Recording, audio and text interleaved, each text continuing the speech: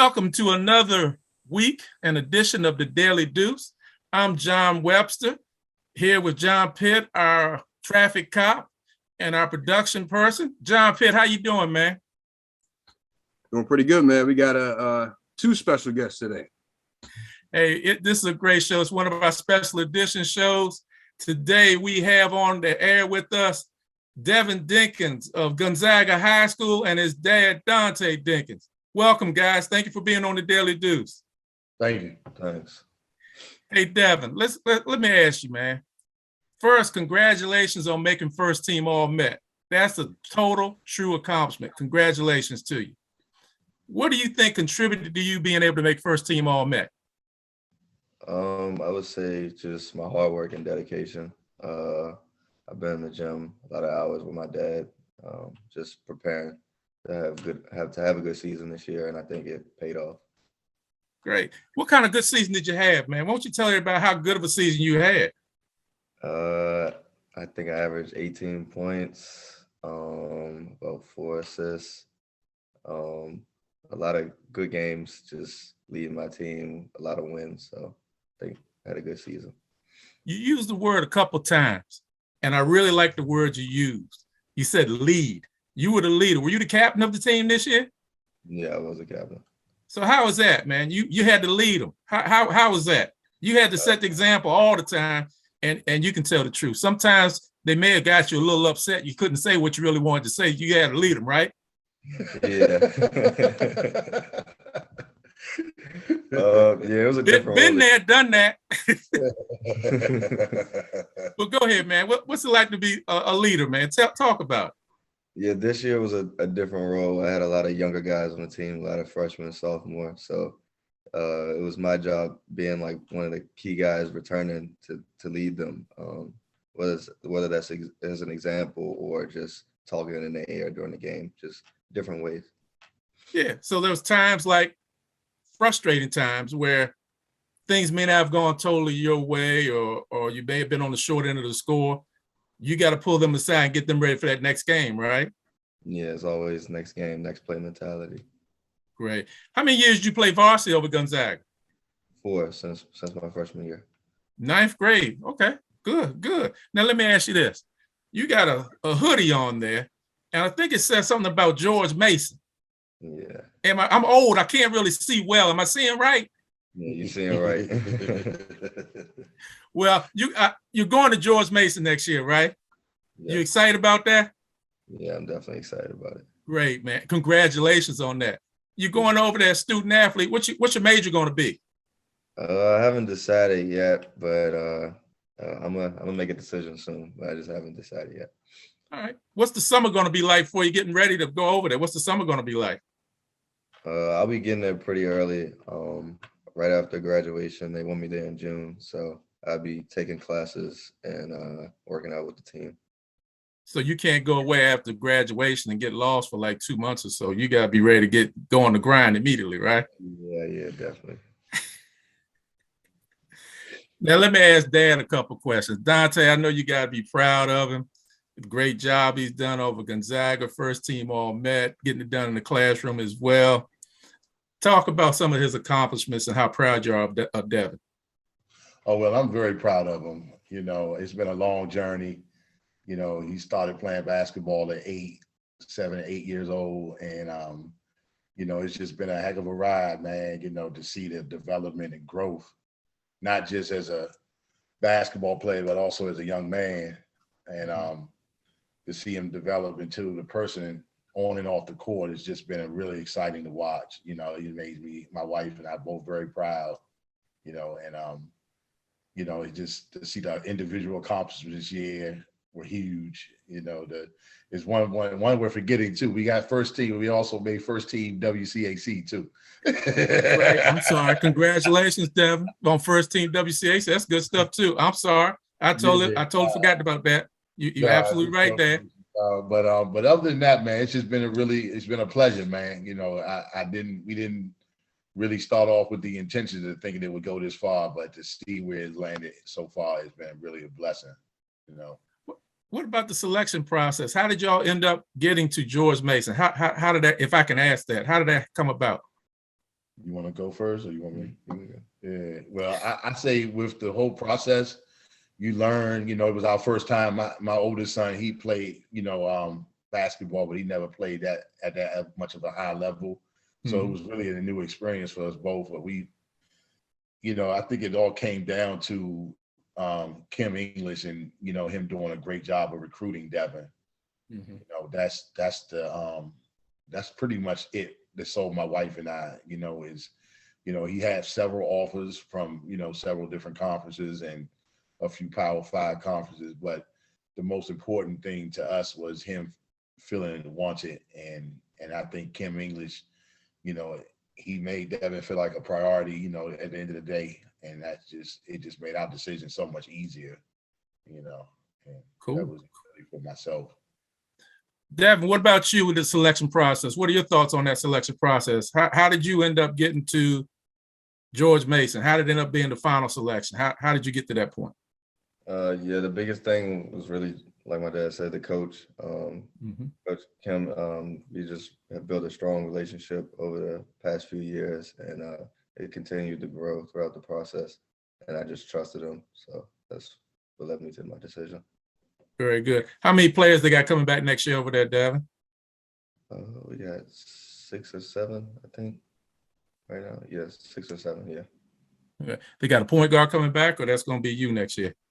Right now, just me, but we might be landing a few other people, so we'll see. I like your answers. You're very coy with that. You ain't gonna tell me everything, and that's good. That's good. That's good. Hey, look, let me ask you this. You love basketball, total basketball. I've watched some tape of you. I've seen a couple of your games over the years. You're absolutely excellent. But are there any other sports you enjoy playing? Has it always been basketball? Were you involved in any other sport? Yeah, actually, football was my first love, I would say. I wanted to play football, go to the NFL when I was younger. Really? Yeah, and then Who'd you play football for? Gork Wildcats. Which one? Gork Wildcats. Okay. What position did you play? I was a running back. Could you get it done? Yeah, I was pretty good. It was Little League football, but I was pretty good. Hey, you know that guy next to you, he played a little bit of football too. You know that, right? Yeah, he told me. Hey, So John, let me ask you. He told you. Do you believe him or you don't believe him? Nah, I believe I seen some pictures and stuff. Let me just say this for you to verify. Your daddy could zing a football. Been there and saw it firsthand. Could do it. So you get it naturally, and that's a good thing. Thanks, John. I appreciate it, John.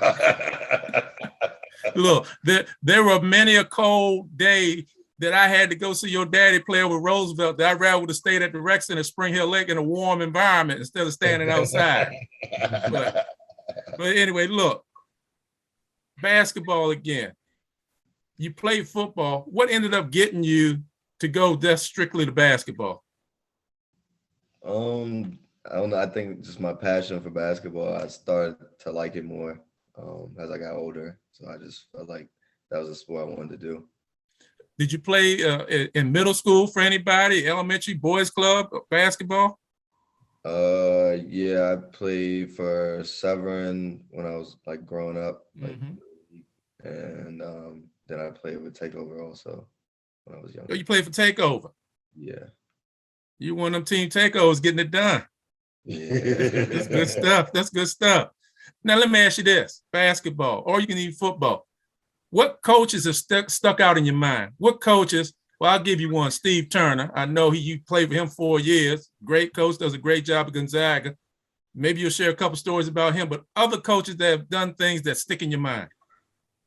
I would have to say Daryl Adams. He's the guy who really taught me how to play basketball, like from the very start, first day.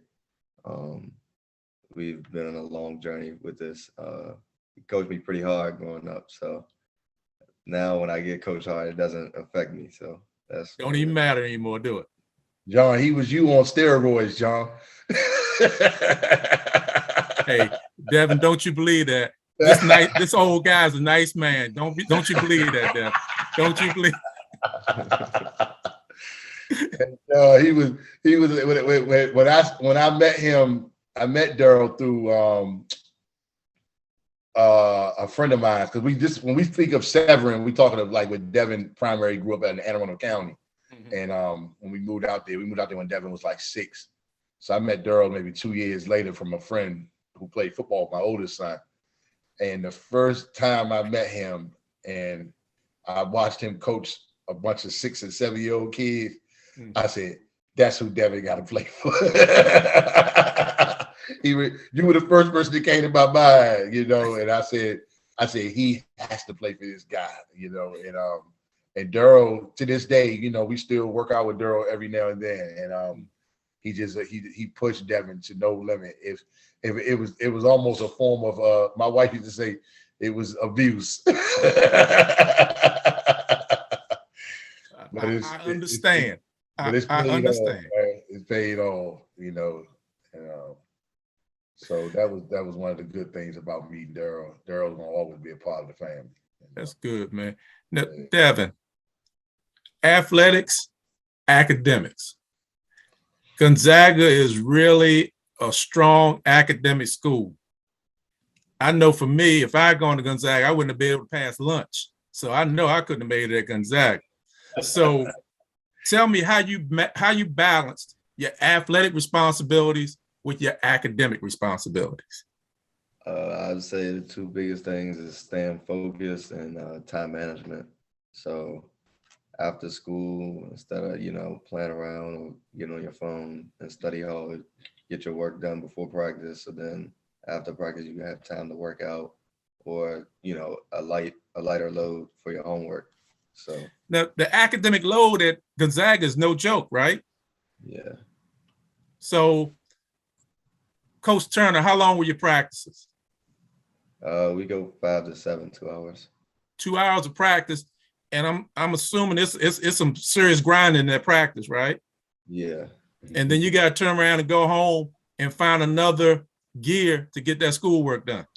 Yeah, you gotta find another gear. So tell me, man. I mean, I'll say it for you. There are some days you probably want to find that next gear, right or wrong. Yeah. I mean, it can definitely. But here's the thing: you still found it, right? Yeah. How did you find it? I mean, I get it, man. You playing ball and you got to do schoolwork. It can be a pain. I totally get it. But how do you find that gear to find it, to get it done, even though it is a pain? With me, everything is just mental. If you want something in life, you got to put the work in. So you just have to find that extra gear. There's no excuses to be made. Did you have to help your teammates sometimes find that gear to get their schoolwork done? Yeah, a few, but most of the guys get their work done. Okay. Let me ask you this. Give me some not major, just give me some achievements you had at Gonzaga that you're really proud of. This year with first team All Met and first team All WCAC. I would say my GPA 3.5 in the first quarter this year. It was what? A 3.5. Goodness gracious, man, shoot. I think if I added up all my years in high school, I didn't even have a 3.5. You add all them years up. But that's good stuff, man. That's really good, man. And overall, what's your GPA looking like at Gonzaga? My cumulative is probably a 3.3. Man, that's great, man. And you're taking college preparatory courses, right? Yeah, senior year, that's mostly college-like classes. What classes you taking? We take European history, English for African American literature.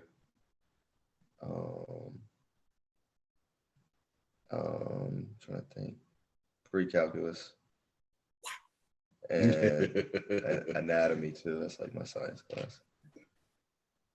Which one of those classes, which one of those teachers is your favorite teacher, man? Which one gets you percolate? Probably my anatomy teacher. She's real cool and laid back. So How is she cool? What constitutes cool for you? How do you say she's cool? What makes her cool? She's younger, so she can relate to some of the stuff we're going through, and she just like a big advocate for us throughout the school. That's good. That's good, man.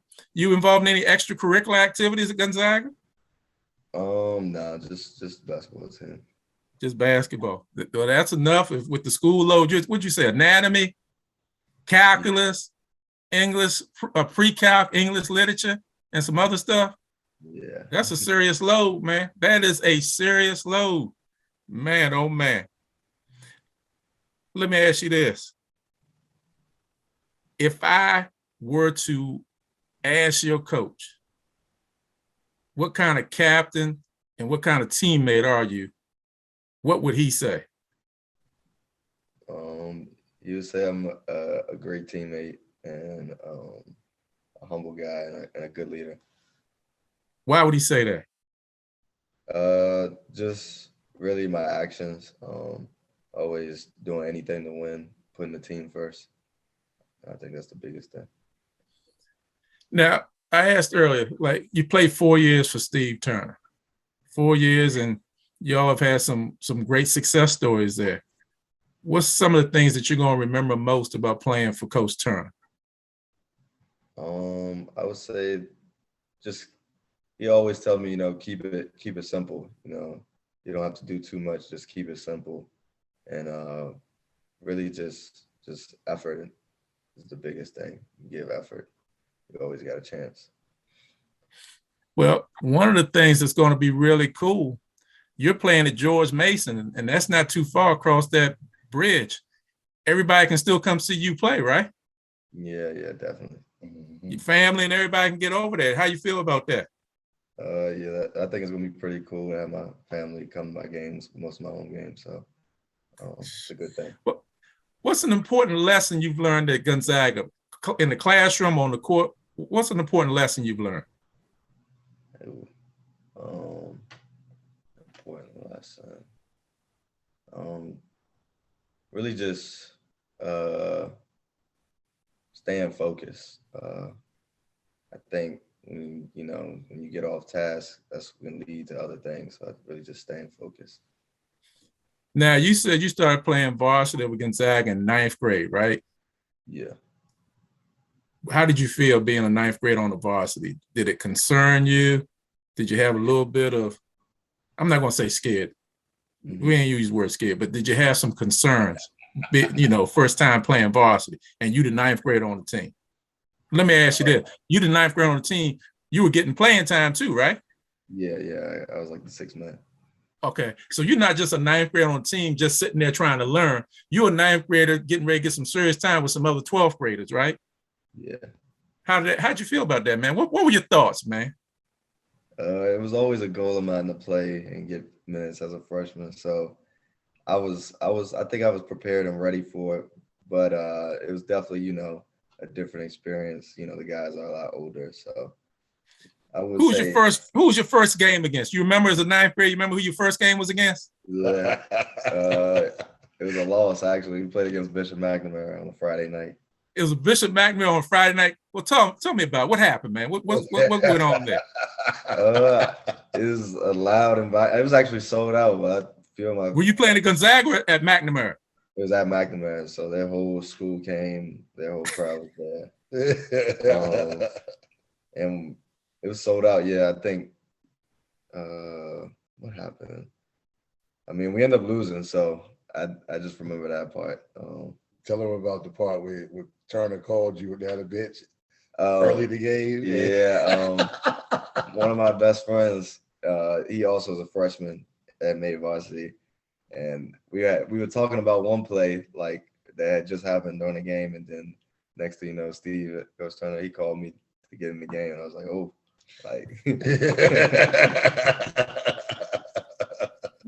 You're like, oh my, let me hurry up. Yeah. Man, that's good, man.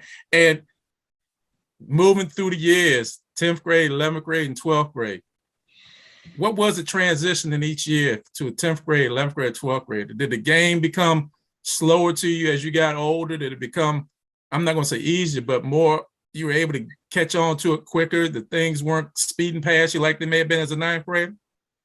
Yeah, I'll really say towards the end of my 9th grade year, I felt like I was there, like I belonged every time, you know. Like the game didn't really move that fast. And I say just transition all the way down to senior year, the game definitely got a lot easier. Who do you really like playing against in the WCAC? What team really gets you going? Who do you want to play against besides the Mather? That's a few. He said a few. I would say St. John's, that's a big rivalry, and PVI. And PVI? Yeah. That's become And how'd y'all do against them this year?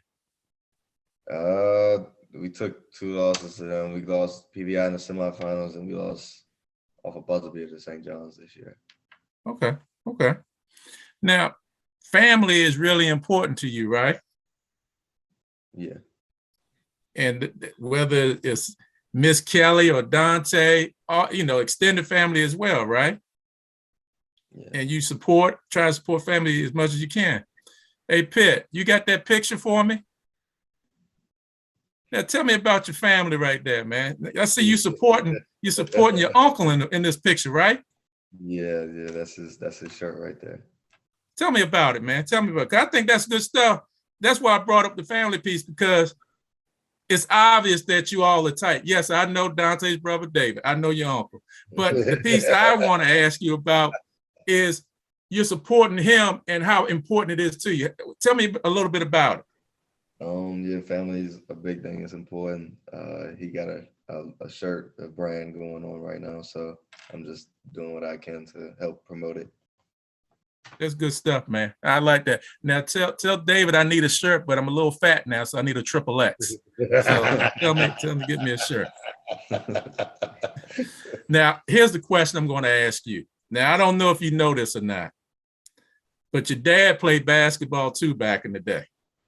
Now, could he have played with you now? Yeah, I mean, I don't know. I've never seen him play, so Well, let me tell you this much.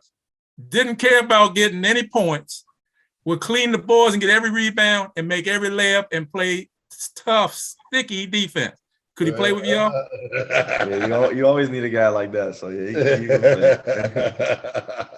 You asked your father, I didn't call one play for him, but he got 10 points every game and 15 rebounds. So, but Devin, man, I tell you, this is a fast moving show, man. I appreciate you for taking the time to talk to me today. Dante, you and Miss Kelly should be very proud of the child y'all have here. Y'all doing a great job raising him. Thanks, John. I mean, I sincerely mean it. I've watched him play all this year, kept up with him through the paper and through Twitter, saw a couple games. And not only is he an athlete, he's a student athlete. And that is very, very important. And he's going to go a long way. And both y'all should be very, very proud. Thanks, and man. Devin, make sure that I get a ticket to at least one of your games. Your father can tell you I sit in a corner all by myself. I don't need to sit with nobody. So you can get me the cheapest seat in the house and I sit over there all by myself. I got you. But thanks a lot, man. I appreciate both of y'all for coming on. This is another episode of Daily Deuce with Devin Dinkins and Dante Dinkins. And have a good week, and we'll be talking to y'all again real soon. Take care. Okay. Thanks again, John.